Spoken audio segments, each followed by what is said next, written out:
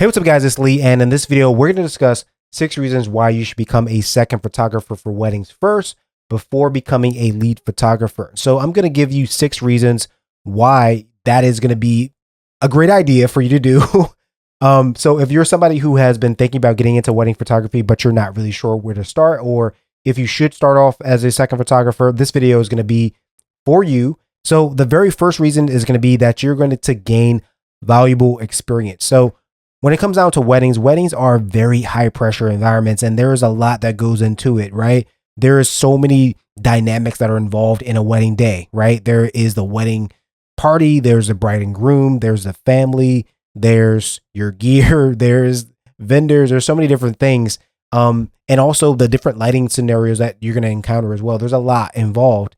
And so basically becoming a second photographer is going to allow you to be able to learn the ebbs and flow of a wedding day, the things to look out for, the moments to anticipate through experience, right? And then also the different lighting scenarios that are going to become a challenge for you. And you're going to have to learn how to adapt to those different scenarios as well.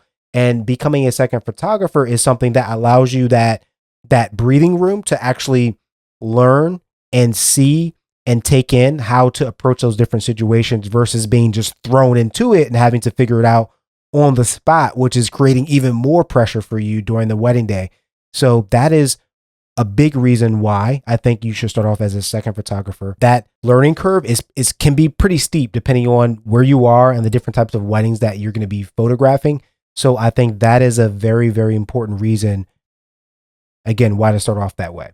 Now, number 2 is that it's going to help you to build a diverse and strong portfolio as well. Now, keep in mind that it depends on the person that you are working with. So if you're working with a lead photographer that does not allow you to use the photos on social media, on your website or whatever, then the only thing you can really take away from those scenarios is going to be the experience and then also the money, right, that you're making from that. But if you're able to find some folks that you could second shoot for that don't mind that you use the photos for your own personal, on your website or social media, things like that, then that is going to be also very valuable for you as well.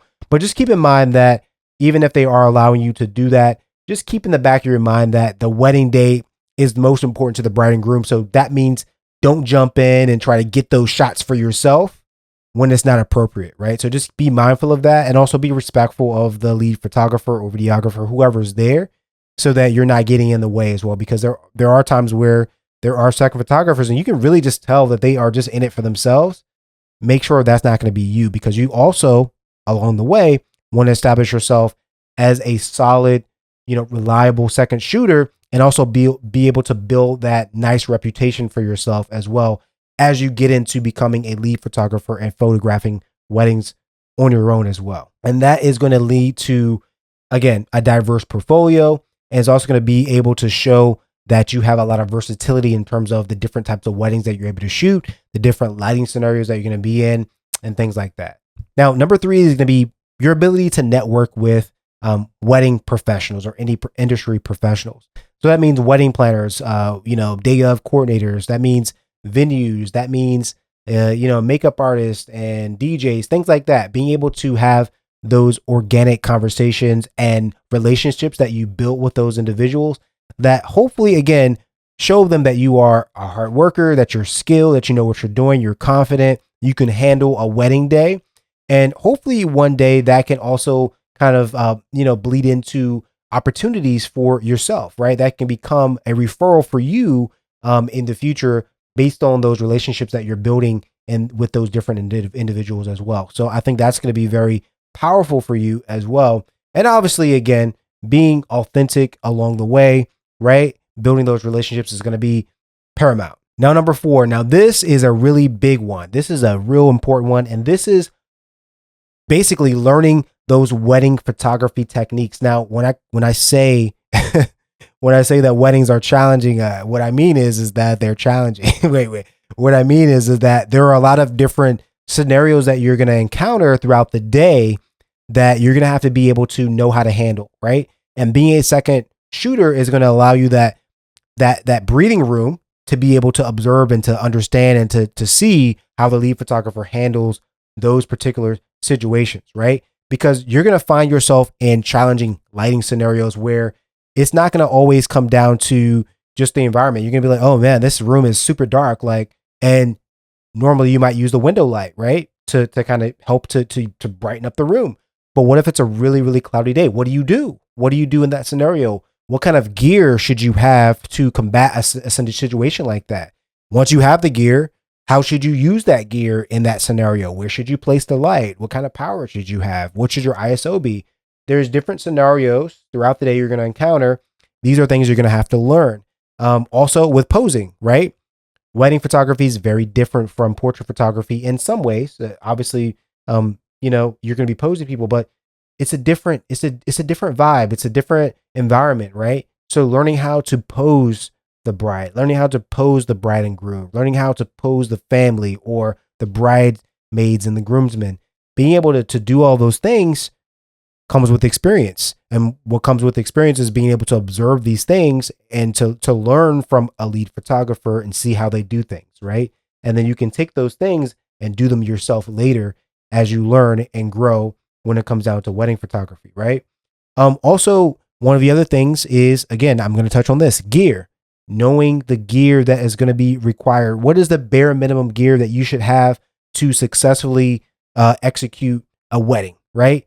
What other gear should you have depending on the scenario, right? What does it mean? Off-camera flash? Do you know how to use off-camera flash? Is that new to you, or is it just brand new and scary? Are you a natural light photographer, right? Does that scare you? And if it does, you have to take the time to learn that.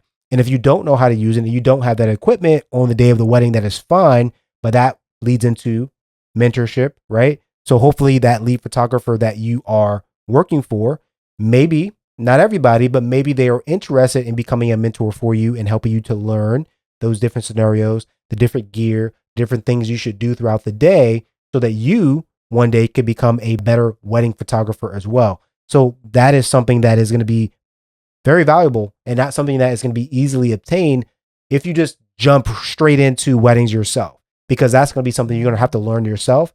And you and I both know that learning things yourself is not always going to be the best idea when you can learn from someone else's experience, right?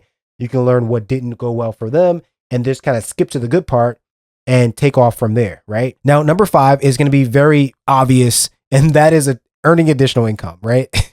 Now, when it comes down to it, we know, photography is very expensive. It's pricey, right? If you want to have good gear, it's expensive.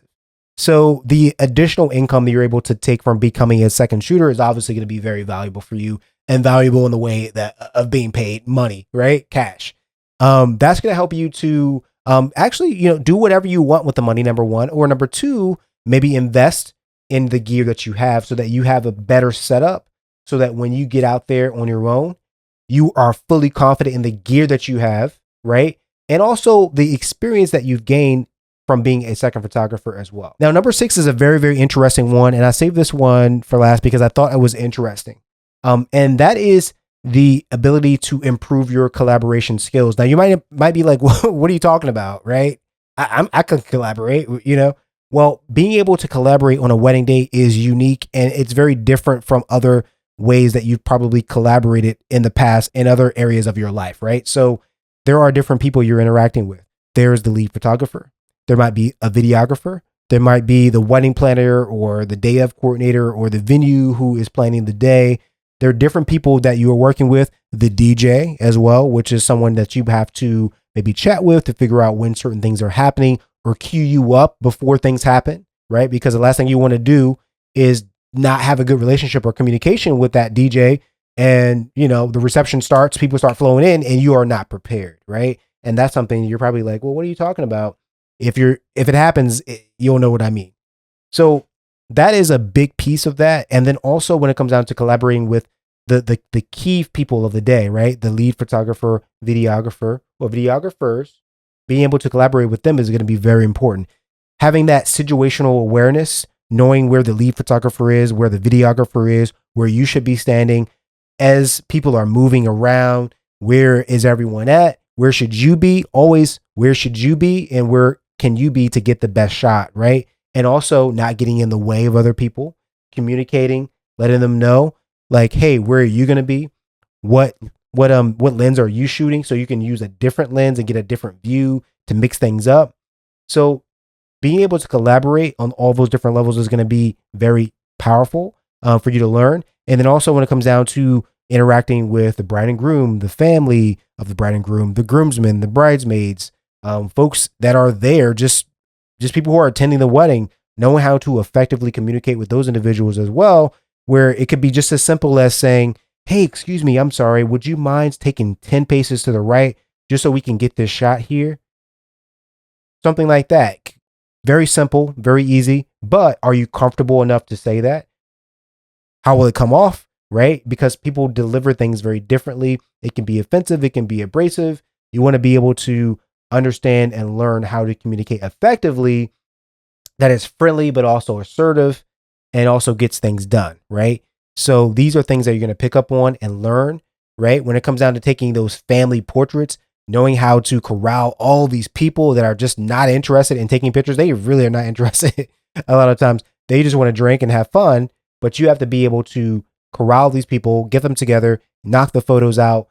There are going to be people who are going to try to skate away, pull those people back in and continue taking those photos. And so that whole collaboration piece, very, very important. And it's really something that only experience is going to afford you. And so again, you don't want to find yourself in a situation where you have to find Uncle Bob and you don't know to find an ally who knows the family members who has already agreed to help you find these people and corral these people, right?